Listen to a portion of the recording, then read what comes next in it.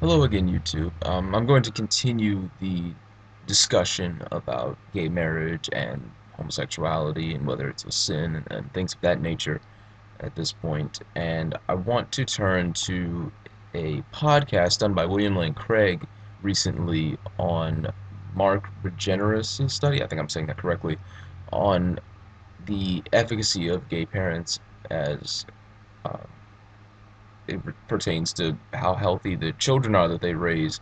And one of the noteworthy considerations was that they were not able to raise healthy children in part due to their promiscuity.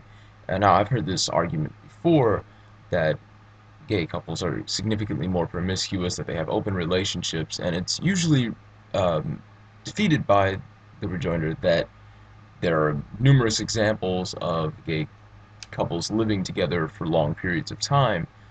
Um, but I've seen reason lately, sparked by Dr. Craig's second podcast on this subject, noting that there was virtually no such thing as a monogamous gay couple that didn't have some sort of open relationship. That monogamy in this sense meant emotional monogamy and not sexual monogamy.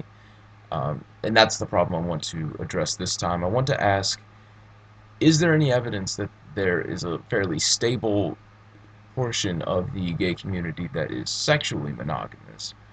Uh, Not asking the question whether or not monogamy is important.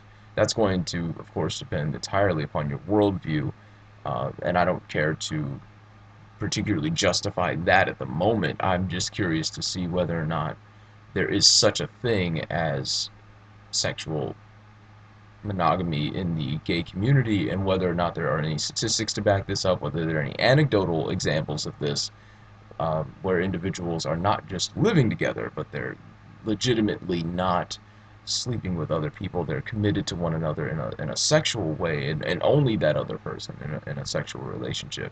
And if this is the case, if there's a significant number, or even just a few, it would show that this is not inherent to the homosexual community. But if there's a significant number, that would lead me to think that Mark Regeneris' study is biased and misinformed, and that Dr. Craig's notion that there's virtually no such thing, that 0% roughly of the gay community is truly monogamous, that would prove that to be false.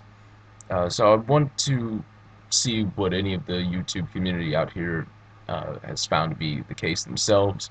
And if you have found a counterexample, I'm especially interested in that. This particular part of the discussion is not going to pertain to whether homosexual behavior is a sin according to the Bible. This is just a question about the statistics and about the monogamy portion of the gay debate. All right, thank you.